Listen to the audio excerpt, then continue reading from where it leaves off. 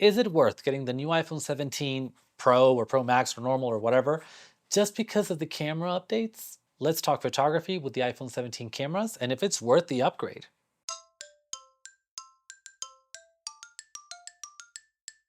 Hey y'all, Alejandro Ibarra here, aka The Portrait Guy, and let's just get right into it.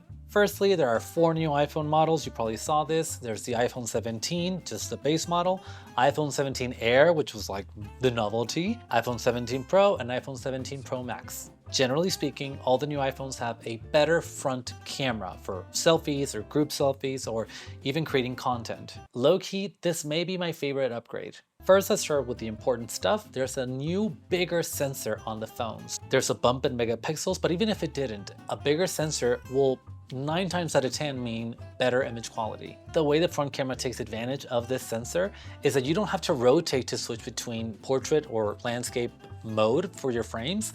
Now you get everything by holding your phone straight up, which is better because the eye line is better.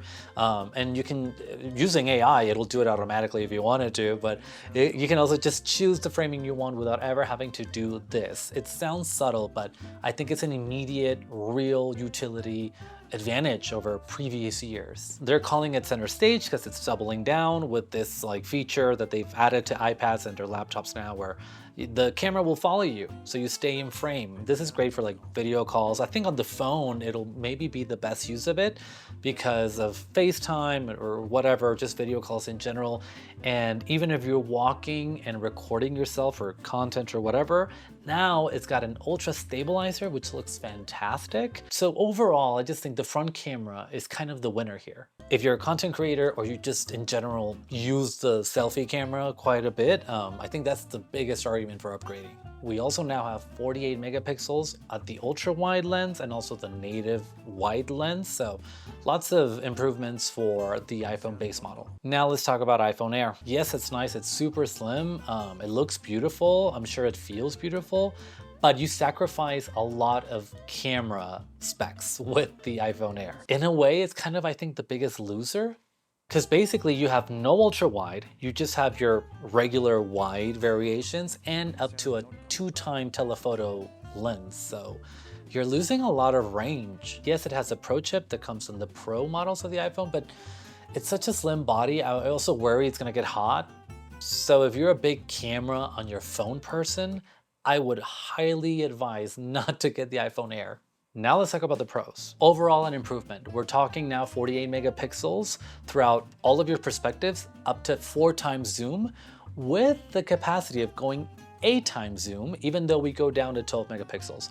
But that's fine. The 16 Pro Max, which is again what I have here, it would go to 12 megapixels from 2 times zoom and on. So yeah, improvement all throughout. And let's not forget, this is a bigger sensor we're talking about. So 48 megapixels on a bigger sensor will just be bigger and better. Now, the obvious thing is that the 8 times zoom is hugely beneficial if you go to a lot of concerts or festivals or sports. Just in general, if you're unable to get closer to your subject, a larger zoom is always going to be better. One of my favorite new features is that now you can record with both cameras at the same time.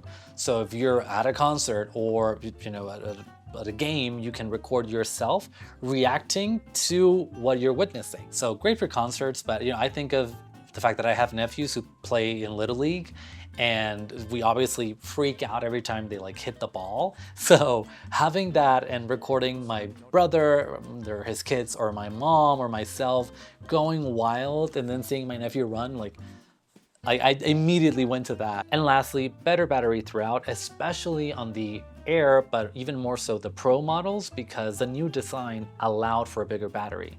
And we could always do with better battery. Because I swear they only last like maybe after like 6 months of use, they start to wear down super quickly, I find. Now, is it worth the upgrade? Just for the camera, if you're big on camera and phones? As always, it depends what phone you currently have. However, if you're like me and you have the previous generation, I don't think it's necessary unless you find yourself in that far away scenario a lot and the 8 times zoom is hugely beneficial. That would be, I think, the biggest one, like the biggest reason to upgrade. Because even with the better front camera, that is probably my favorite feature, I don't think it's an absolute necessity to upgrade to it. Most everything that it does, you can do now. It'll just do it better. But the 8x zoom is the one thing that you can't quite do now without it ruining the image quality. Will I upgrade? Yes, I will, but not anytime soon. I'll do it at some point, maybe end of the year, you know, once the chaos kind of settles and I can just get it easily, because there's nothing specific about it that I'm like, oh my gosh, I really need it, you know? The colors are nice, but there's only 3 of them.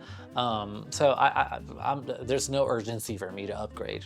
If you have a 2nd-generation or older phone, then I think it would definitely be worth the upgrade, especially just for the battery, because batteries, again, they waste away quickly. So battery and the better chip, which makes it more battery efficient, and also for editing on your phone, if you do video or photo editing on your phone, the new chip is going to be way better too. So I would pay attention to those details. I'll be doing full studio photography with the iPhone when it comes out, so subscribe if you want to look at those images. I've done that with previous models before. And the reality is all cameras are decent now, so it really will be about what your day-to-day looks like and your use of the camera is like. You know, if you want to go full pro, then yeah, for sure, it's worth it, right? If it's a casual documentation, I think most of us do, I think camera quality wise, you're probably fine if you're within the past like 3 years. But hey, if you got the money, might as well just do it. It's definitely a better phone. But I definitely want to know, what phone do you currently have? And are you thinking of upgrading? Do you think it's worth it for you? If you enjoyed the video or learned anything or care at all, go ahead and like the video, please. It helps me a lot and it's free for you.